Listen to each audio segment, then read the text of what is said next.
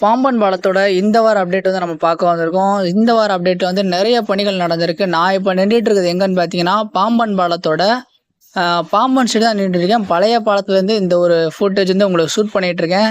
Carter வந்து இங்கிட்ட Pamban side வந்து முக்கால்வாசி பகுதியில் வந்து கேர்டர் ஃபிக்ஸ் பண்ணிட்டாங்க. அடுத்து எங்கே ஃபிக்ஸ் பண்ணணும் அப்படின்னு பார்த்தோம்னா, அந்த நம்மளோட லிஃப்ட் இருக்குல்ல, அந்த கப்பல் போகும் தூக்கம்ல அந்த பகுதியில் இன்னொரு கொஞ்சம் கேர்டர் மட்டும் தான் ஃபிக்ஸ் பண்ணணும். ஃபிக்ஸ் பண்ணிட்டா டோட்டலாக வந்து எல்லா ஒர்க்கும் முடிஞ்சிடும். இந்த இடத்துல நம்ம பார்த்தீங்கன்னா, அது மேலே தண்டவாளமும் கையோட அமைச்சிட்டு போகிறாங்க. தண்டவாளம் எப்படி அமைக்கிறாங்க, எங்கேருந்து கொண்டு வராங்க, எல்லாத்தையும் வந்து நான் வந்து இந்த அப்டேட்டில் உங்களுக்கு சொல்கிறேன். அடுத்து நம்ம பார்த்தோம்னா, இந்த முக்கியமான மோட்டார் பாகங்கள்லாம் வந்திருக்கு. இங்கே என்ன பணிகள் நடக்குது அப்படின்னு பார்த்தீங்கன்னா வந்து, எல்லாத்துக்கும் வந்து இந்த அலுமினியம் கோட்டிங் பூசுகிற வேலை வந்து நடந்துகிட்டு இருக்கு. ஒரு டவரில் வந்து அந்த 2 இதுக்கு பார்த்தீங்களா, அதில் வந்து ஒரு டாப் செக்மெண்ட் வச்சுட்டாங்க. டாப் செக்மெண்ட்டோட பேஸ் வச்சுட்டாங்க. இதுதான் அந்த பேஸ். அடுத்த பேஸ் வந்து பெயிண்டிங் ஒர்க் போயிட்டுருக்கு. இந்த லாரியில் என்ன வந்திருக்கு நான் அப்புறம் சொல்கிறேன்.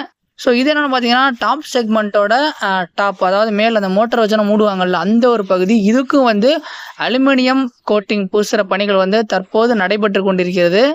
அதாவது எந்த அளவுனா ரொம்ப வேகமாக ஒர்க் நடந்துகிட்ருக்கு. போன வாரம் உங்களுக்கு காமிச்ச வீடியோவுக்கும் இப்போ இந்த வாரம் நான் காமிச்சிட்டு இருக்க வீடியோவுக்கும் நிறையா வந்து வித்தியாசம் இருக்கும். அந்த வந்து ஒர்க் வந்து ரொம்ப ஃபாஸ்ட் பண்ணியிருக்காங்க. இந்த லாரியில் என்ன கொண்டு வந்திருக்காங்கன்னா, நம்ம அந்த டாப் செக்மெண்ட் மேலே வந்து இந்த நம்ம லிஃப்ட்டை கப்பல் போகும்போது லிஃப்ட்டை தூக்குறதுக்கான மோட்டரோட ஒரு பகுதி வந்து லாரியில் வந்திருக்கு. இது வந்து ரொம்ப சீக்கிரம் வந்து மேலே ஃபிக்ஸ் பண்ணிடுவாங்க. அப்படியே வந்து நம்ம அங்கிட்ட போய் இந்த கவுண்டர் வெயிட் மேலே என்ன இருக்குன்னு நான் உங்களுக்கு காட்டுறேன். அங்கிட்ட வந்து என்னென்ன பணிகள் நடந்திருக்கு அப்படிங்கிற காட்டுறேன். கவுண்டர் வெயிட் மேலே என்ன வச்சுருக்காங்கன்னு பார்த்தீங்கன்னா, ஃபிக்சர் தான் வச்சுருக்காங்க. இந்த ஃபிக்சரில் தான் இந்த மோட்டரை வந்து அசம்பிள் பண்ணுவாங்க. சின்ன சின்ன கீத்து மாதிரி தெரியுது பார்த்தீங்களா, அதான் ஃபிக்சர்னு சொல்லுவாங்க. அடுத்து பார்த்தோம்னா, இன்னொரு டாப்பு வந்து இந்த சைடு இருக்குது. இன்னும் ஒரே ஒரு பாகம் மட்டும் வர வேண்டியது இருக்குது. அந்த பாம்பன் சைடு உள்ள டவர் மேலே வைக்க வேண்டிய இன்னும் 2 பேஸ், அதாவது கடைசி 2 பேஸ் வந்து வர வேண்டியது இருக்குது. அது வந்துட்டா இந்த டவர் சைடு உள்ள ஒர்க் வந்து ஸ்டார்ட் ஆயிரும். இந்த ஃபிக்சரை வந்து நீங்கள் கொண்டு போய் அங்கே ஃபிக்ஸ் பண்ணுவாங்க. அப்படியே வந்து நம்ம மேல் டாப் ஆங்கிள் வந்து எப்படி இருக்குன்னு பார்ப்போம். டாப் ஆங்கிளில் நம்ம போன வீடியோவில் காமிச்சதுக்கும் இந்த வீடியோவில் காமிச்சிருக்கிறதுக்கும் நிறையா பார்ட்ஸ் வந்து இங்கேருந்து மூவ் பண்ணி கொண்டு போயிருப்பாங்க. ஒர்க்கோட ஸ்பீடு வந்து உங்களால் இதுலேருந்து கெஸ் பண்ண முடியும், எந்தளவு வந்து ஒர்க் வந்து ரொம்ப வேகமாக நடந்துகிட்ருக்கு அப்படின்னு. இந்த இடத்துல வந்து அடுத்து அப்படி என்னென்னு பார்த்தீங்கன்னா, இந்த இடத்துல ஒரு காம்பவுண்ட் வால் வரும். அதாவது கீழே அது எதுக்காண்டி எடுக்கிறாங்க அப்படின்னு தெரில, கண்டிப்பாக வரும். அடுத்து நம்ம பார்த்தோம்னா வந்து அந்த டாப் செக்மெண்ட் ஃபிக்ஸ் பண்ணியிருக்காங்க. இது வந்து வேலைகளை வந்து ரொம்ப வேகமாக முடிக்கிறதுக்கு காரணம் என்னென்னா, ராமேஸ்வரத்தில் வந்து பல ரயில்களை இயக்க வந்து ரயில்வே நிர்வாகம் திட்டமிட்டிருக்கு. நிறைய ரயில்களை அறிவிச்சிருக்காங்க. இப்போ ரீசெண்டாக கூட தாம்பரம் ராமநாதபுரம் ரயில் கூட அறிவிச்சிருக்காங்க. பாம்பன் பாலம் திறந்த ரயில் போக்குவரத்து ரொம்ப சீக்கிரம் துவங்கினா தான் ரயில் சேவை வந்து ஆரம்பிக்க முடியும். அந்தளவு வந்து இந்தியாவில் வந்து மோஸ்ட் டிமாண்டடாக இருக்குது. நிறைய இடத்துல ட்ரெயின் கட்டிகிட்டு இருக்காங்க. அடுத்து நம்ம இங்கே பார்த்தோம்னா கேர்டரில் வந்து அந்த தண்டவாளம் ஃபிக்ஸ் பண்ண கையோட வந்து சைடில் ஒரு ஆங்கிள் மாதிரி வச்சுருக்காங்கல்ல, அந்த ஆங்கிளில் தான் நம்ம நடந்து போகிறதுக்கான அந்த பாதைகளை வந்து செட் பண்ணுவாங்க. நான் ஏற்கனவே உள்ள வீடியோவில் மண்டபம் சைடு போட்டிருப்பேன், எல்லோ கலரில் கைப்பிடி போட்டு நம்ம நடந்து போகிற பகுதி இருக்கும்னு. இங்கே பார்த்தீங்கன்னா இந்த இடத்துல இருக்குது பார்த்தீங்களா. இந்த கேர்டரை எப்படி கொண்டு போவாங்க அப்படின்னா, இங்கே வந்து ஒரு பெடஸ்டல் அப்படின்னு ஒன்று இருக்கும். நான் கரெக்டாக காட்டினது இதாக இருக்குது பார்த்தீங்களா, அது அடிக்கிறது பார்த்தீங்களா, அதான் பெடஸ்டல். இந்த பெடஸ்டலில் வந்து அந்த கேர்டரை வச்சு அந்த சைடில் 2 ஆரஞ்சு கலரில் இருக்குல்ல, அதுக்கு பேர் வந்து கேர்டர் ஸ்பேன்.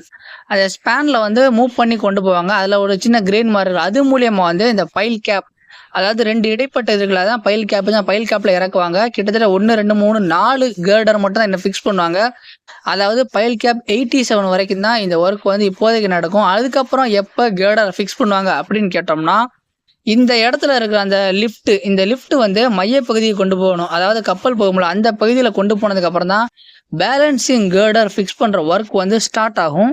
வேலைகள் நமக்கு பார்க்கும்போது என்னமோ லிஃப்ட் வந்து அங்கே நிற்கிற மாதிரியே தெரியும். ஆனால் அந்த லிஃப்ட்டை கொண்டு போகிறதுக்குன்னா நிறைய ஆயத்த பணிகள் இருக்குது. அந்த லிஃப்ட்டை கொண்டு போகிறதுக்கு முன்னாடி வந்து நிறைய வேலைகளை முடிக்க வேண்டியது இருக்குது. எல்லா வேலையும் முடிச்சா தான், முக்கியமாக வந்து அந்த டவர் 4 டவர் வச்சுருக்காங்கல்ல, அந்த டவரில் உள்ள எல்லா வேலையும் முடிச்சா தான் அந்த லிஃப்ட்டை வந்து இந்த இடத்துக்கு கொண்டு வர முடியும். இந்த பாம்பன் சைடு உள்ள டவர் மேலே இன்னும் 2 பேஸ் வைக்க வேண்டியது இருக்குது. நான் அப்புறம் சொல்கிறேன். இப்போ மண்டபம் சைடு பார்த்தோம்னா வந்து நமக்கு இந்த டவர் மேலே அந்த மோட்டார் வர்றதோட பேஸ் செக்மெண்ட் வந்து ஃபிக்ஸ் பண்ணியிருக்காங்க டாப்பில். இதில் வந்து ஃபிக்சர் வச்சதுக்கப்புறம் நம்ம அங்கே பார்த்தோம்ல அந்த மோட்டர் வந்து இதில் ஃபிக்ஸ் பண்ணுவாங்க. ஆனால் அதுக்கான கேபிள்ஸ் வந்து இன்னும் வரலை. இதெல்லாம் ஃபிக்ஸ் பண்ணதுக்கப்புறம் இந்த 2 கிரெயின் இருக்குல்ல, இந்த 2 கிரெயினை வந்து ரிமூவ் பண்ணிடுவாங்க. இதில எப்படி மேன் வந்து போய் ஒர்க் பண்ணுவாங்க அப்படின்னு கேட்டிங்கன்னா, இந்த டவருக்குள்ள வந்து லிஃப்ட் மற்றும் வந்து ஸ்டெப்ஸ் இருக்கு. அது மூலியமா வந்து டாப்புக்கு முடியும்.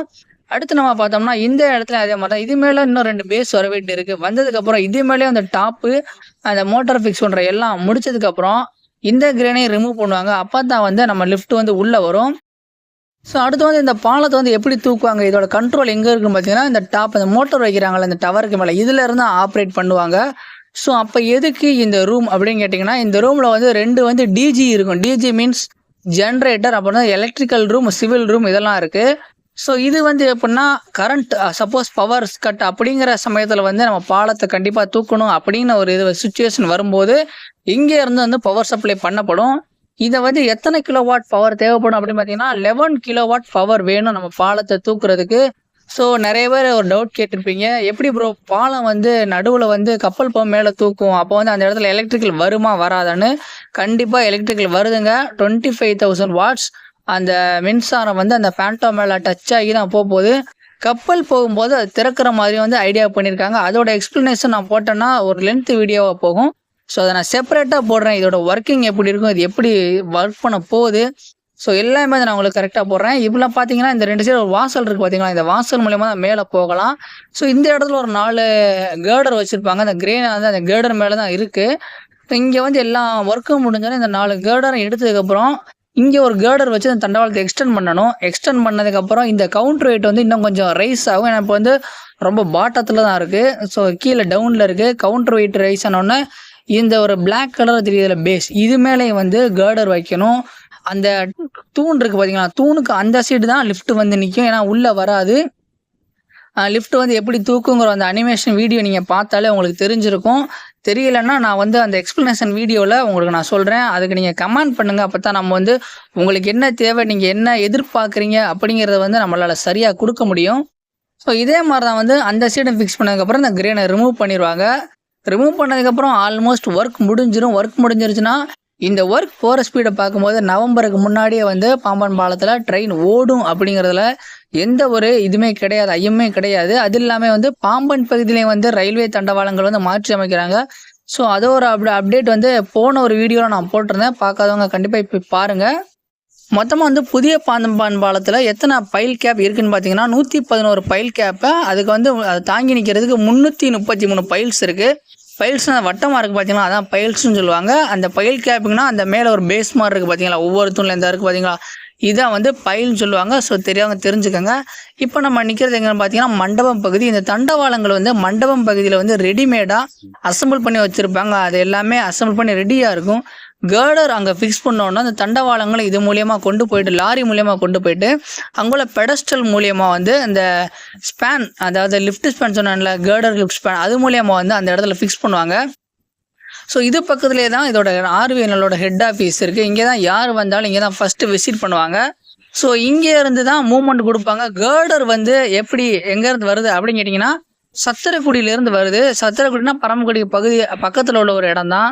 ஸோ அங்கே வந்து கேர்டரை வந்து ரெடி பண்ணி இங்கே கொண்டு வருவாங்க. இங்கே கொண்டு வந்ததுக்கப்புறம் இங்கேருந்து மூவ்மெண்ட் கொடுத்ததுக்கப்புறம் தான் கேர்டர் வந்து பாம்பன் பாலத்தோட அடிப்பகுதிக்கு போகும்.